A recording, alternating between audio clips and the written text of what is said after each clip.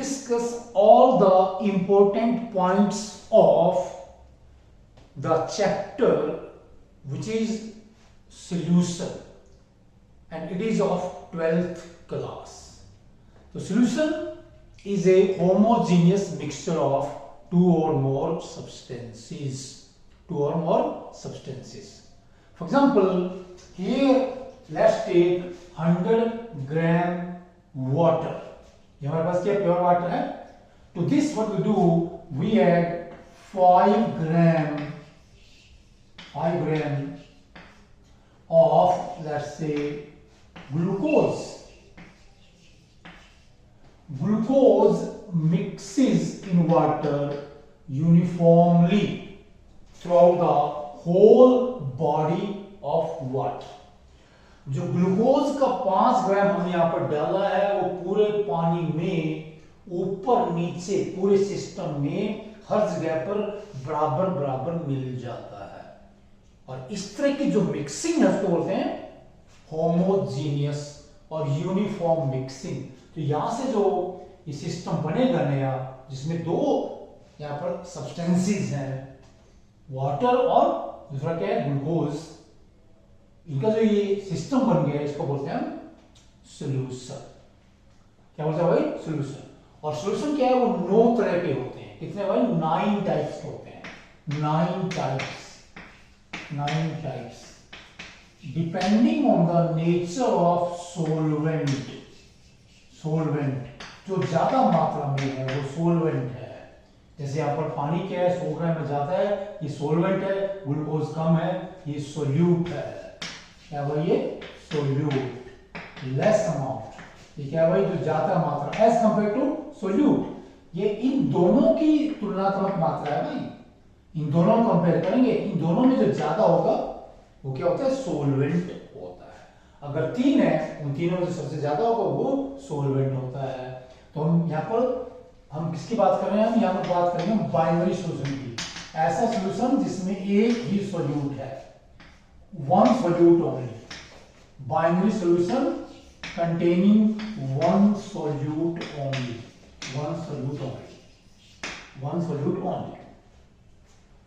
Homogeneous means इसमें mixing क्या है, होमोजेनियस है. अगर हम अलग से पानी में रेत डाल देंगे तो वो उसमें पूरी तरह नहीं मिलता है, वो क्या बन जाएगा, हेट्रोजीनियस मिक्सचर बन जाएगा. उसको हम सॉल्यूशन नहीं कहते हैं.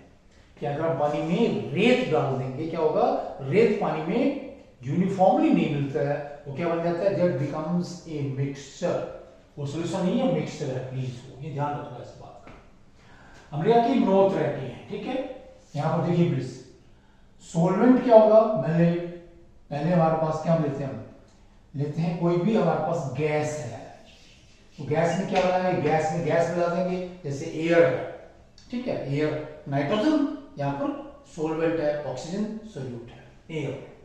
और गैस में क्या है, हम मिला देंगे लिक्विड. ये दूसरा है, गैस में लिक्विड मिलाएंगे, वो भी एयर ही है, उसमें मॉइस्चर होता है, ठीक है. गैस में क्या मिला देंगे, सॉलिड, वो भी एयर है, उसमें डस्ट पार्टिकल है, वो छोटे दूसरे पार्टिकल्स हैं. तो ये क्या होगा, 3 सॉल्यूशन बन गया. Gas in gas, liquid in gas. Gas is the solvent, solid in gas. Then we have the liquid as the solvent. तो liquid ज्यादा है. Cold drinks, liquid में gas है, cold drink में, ठीक है. Liquid in liquid बहुत important है अपने लिए. हम इनकी बात करेंगे यहाँ पर. Liquid in liquid. जैसे यहाँ पर क्या हम जानते हैं, इसमें क्या है, मान लीजिए ये आपका N-हेप्टेन है, N-हेप्टेन कितना, 50 ml. इसमें क्या मिला देंगे, 50 ml मिला देंगे, N-हेक्सेन मिला देंगे, N-हेक्सेन.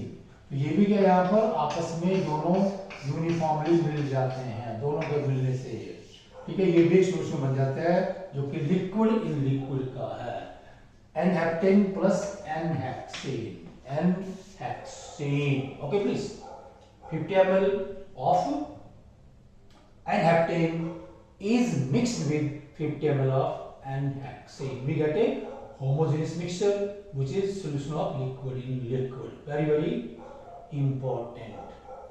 Then solid in liquid, हमने यहाँ पर एग्जाम्पल लिया हुआ, यहाँ पर एक लीजिए, यही बहुत इंपॉर्टेंट है. हम ज्यादा इनकी ही बात करेंगे, हम इनकी ही बात करेंगे। फिर क्या होगा, अगर हमारे पास क्या है, सॉलिड क्या है भाई, ये सॉल्वेंट है, सॉलिड इन गैस, ठीक है। जैसे कोई गैस है किसी मेटल पे एब्जॉर्ब हो जाती है। सॉलिड क्या है हमारे पास, लिक्विड इन सॉलिड। जो सॉलिड हमारे पास सब्सटेंसेस में वाटर मॉलिक्यूल्स होते हैं, वाटर मॉलिक्यूल्स ऑफ क्रिस्टलाइजेशन, ठीक है। इसका एग्जांपल है भाई solution of liquid in solid. Solid in solid में क्या है, वो एलॉयज होते हैं, एलॉयज होते हैं। ये 9 टाइप्स का हमने सॉल्यूशन यहाँ पे बात की। फिर क्या होता है भाई, यहां पर एक टर्म आती है कंसंट्रेशन, कंसंट्रेशन टर्म आती है, concentration, very very important, concentration.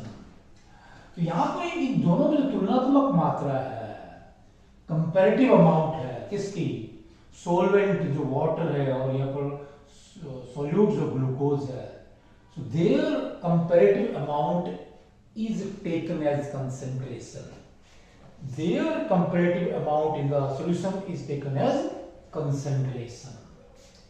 Then there are many methods of telling concentration of solutions. और उसमें क्या है भाई, जैसे हम कह देंगे कंसेंट्रेशन को बताने के जो सॉल्यूशन है, इसमें इन दोनों की तुलनात्मक मात्रा क्या है, इसको बताने के हमारे पास कई तरीके हैं। यहां पर इन दोनों की तुलनात्मक मात्रा क्या है, इसको बताने के हमारे पास क्या है, कई तरीके हैं। There are many methods. सबसे पहला है परसेंटेज, परसेंटेज, परसेंटेज, इसको परसेंटेज बाय वेट भी कहते हैं, परसेंटेज बाय वेट, और simply percentage by weight is equal to weight of solute, weight of solute, mind it please, weight of solute plus solvent, plus solvent, weight of solvent into 100, ये बन जाता है percentage. बहुत ही important ये हमारे पास क्या है भाई, किसी भी सॉल्यूशन की कंसेंट्रेशन को बताने का, एक्सप्रेस करने का एक तरीका है percentage by wait, weight of solute divided by total weight of solution, weight of solute plus weight w value is weight, let's say w2, w1 weight of solvent, दोनों को प्लस कर देंगे, ऊपर क्या है ये weight of solute w2 into 100। ये जो फार्मूला है यहाँ से क्या है, परसेंटेज निकाल सकते हैं। फिर आता है mole fraction, mole fraction, mole fraction, fraction का मतलब हिस्सा। तो यहां पर पानी का कितना हिस्सा है मोल्स के टर्म में, यहां पर ग्लूकोज का कितना हिस्सा है मोल्स के टर्म में, ठीक है, मोल्स के टर्म में बोलते हैं मोल फ्रैक्शन, मोल फ्रैक्शन। जैसे हम कहते हैं mole fraction, let's say x1 mole fraction of what, mole fraction of let's say solvent, 1 means solvent, so n1 number of mole of solvent divided by n1 plus n2, number of mole of solvent plus number of mole of solute, n2, x2 mole fraction of your solute, n2 over n1 plus n2, n1 plus n2, mole fraction. Then what we have, we have the, that is your molarity। क्या होता है ये molarity, हम यहाँ पर लेंगे। हम क्या कर रहे हैं, कंसेंट्रेशन को एक्सप्रेस करने के, बताने के यहाँ पर तरीके हम डिस्कस कर रहे हैं। प्लीज कंसेंट्रेशन को बताने के क्या लेंगे हम यहाँ पर, मोलैरिटी, मोलैरिटी। ये तीसरा है भाई यहाँ पर molarity, let's say your capital M molarity, okay. Number of mole of solute, number of mole of solute, solute divide by volume of solution in liter, simple formula है ये, number of mole of solute divided by volume of solution in liter। Then we have the molality, के पहले के लिए normality, number of gram equivalent, this is very well, gram equivalent, gram equivalent of solute divided by volume of solution in litre. तो दोनों आ गई है, ठीक है। नंबर 5 ये क्या आएगा भाई यहाँ पर, small m molality, number of mole of solute divided by weight of solvent in kg. Weight of solvent in kg. Number of mole of solute divided by weight of solvent in kg. Then we have the ppm, parts per million, ठीक है, ppm, parts पर million. बोलो क्या है, 1 million parts जो solution है उसमें हमारा सोल्यूट कितना है, सिंपल बात है, वह हमारा सोल्यूट कितना है। Weight of solute present in 1 million parts by weight of solution. ये कंसंट्रेशन को बताने के तरीके हुए, कंसंट्रेशन को बताने के तरीके प्लीज, जो कि हमने डिस्कस किया पर मेथड्स और वेज। तो इनको कई बार क्या हम कंसंट्रेशन यूनिट्स भी कहते हैं। हालांकि इसमें कंसंट्रेशन को बताने के यूनिट्स वहां पर अलग अलग हैं। यहाँ पर जैसे ना, यहाँ पर क्या परसेंटेज यूनिट कुछ और आएगा, ठीक है। तो इसको कई बुक्स में कंसंट्रेशन यूनिट भी लिखा गया है, जो मेथड्स हैं, जो तरीके हैं कंसंट्रेशन को बताने के। अब इसमें आता है ideal and non ideal solution. देखिए प्लीज, जैसे हमने यहाँ पर ये मिलाया, जब हम दोनों को मिलाते हैं, इन दोनों को मिलाते हैं यहाँ पर, ठीक है, इनको मिलाने के दौरान यहाँ पर क्या है, कोई हीट चेंज नहीं होता है, डेल्टा एच मिक्सिंग 0 आता है, ना हीट निकलती है ना एब्जॉर्ब होती है। यहाँ पर जो सॉल्यूशन बन रहा है उसके टेम्परेचर में कोई बदलाव नहीं आता। Heat change during mixing of these two liquids is 0। ये कंडीशन अगर 0 है, किसी भी सॉल्यूशन को क्या आइडियल कहते हैं, जब वो सॉल्यूशन इन कंडीशंस को पूरा करता है। डेल्टा वी मिक्सिंग 0 मतलब दोनों को मिलाने के बाद क्या है, वॉल्यूम में कोई चेंज नहीं आना चाहिए। 50 ml ये 50 ml ये, तो सॉल्यूशन का वॉल्यूम भी 100 ml आएगा, 100 ml, चेंज इन वॉल्यूम भी 0। और इस सॉल्यूशन क्या है भाई, रोल्स लॉ को ओबे करता है, रोल्स लॉ को ओबे करता है। यहाँ पर ऐसा नहीं है, यहाँ पर वॉल्यूम में भी चेंज आएगा, राइट। और यहाँ पर क्या है भाई, ये एंडोथर्मिक प्रोसेस है। जब हम यहाँ पर इसमें पानी में ग्लूकोज को डिसॉल्व करेंगे, यहाँ पर कुछ हीट एब्जॉर्ब होगी, सॉल्यूशन क्या ठंडा हो जाता है। द प्रोसेस क्या है, ये एंडोथर्मिक, हीट एनर्जी एब्जॉर्ब होती है, वो पानी से ले जाती है, इसलिए सॉल्यूशन क्या है, ठंडा हो जाएगा। और ये सॉल्यूशन क्या है, रोल्स लॉ को ओबे नहीं करता है, रोल्स लॉ को ओबे नहीं करता है, ठीक है। कई बार क्या होता है भाई, जब किसी लिक्विड में गैस को डिसॉल्व करते हैं, ठीक है, तो कितनी गैस किसी लिक्विड में डिसॉल्व होगी वो कई बातों पर निर्भर करता है। पहले निर्भर क्या है कि नेचर ऑफ लिक्विड, लिक्विड कैसा है आपका, ठीक है, nature of liquid, nature of gas, और वहां पर प्रेशर क्या है, टेम्परेचर क्या है, तो बहुत सी चीजें हैं जिनको पर क्या होता है भाई, ये चीजें निर्भर करती है क्या, solubility of a gas in a liquid, solubility of a gas in a liquid। क्या डिस्कस कर रहे हैं हम, ये solubility of a gas in a liquid। The solubility of a gas in a liquid, it depends on nature of liquid, nature of gas, temperature, then we have the pressure।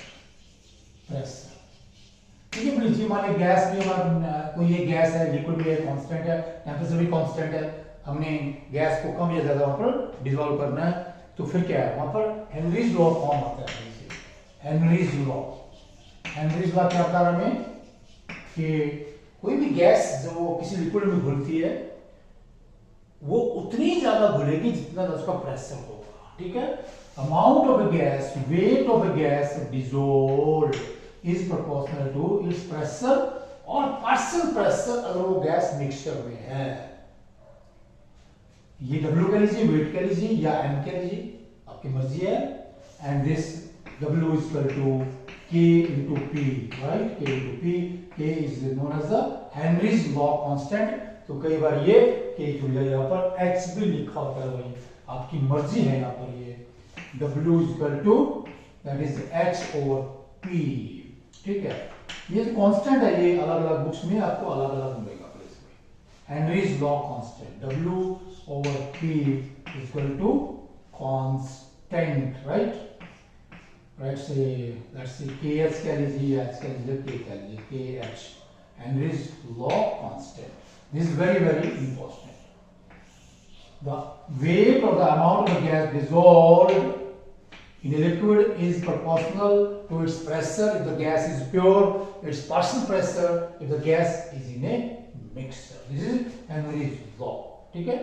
This is all about the solubility of the gas in a liquid in brief. अब यहाँ पर देखिए please, जब भी हम किसी liquid में कोई कंपाउंड डालते हैं तो जो कंपाउंड है इस लिक्विड की बहुत सी प्रॉपर्टीज को बदल देता है, ठीक है? या कह लीजिए सॉल्यूशन की कुछ प्रॉपर्टीज सॉल्वेंट की प्रॉपर्टीज से डिफरेंट होती हैं और इनमें क्या है, कोलिगेटिव प्रॉपर्टीज हैं और इनको हम किसी नेक्स्ट लेक्चर में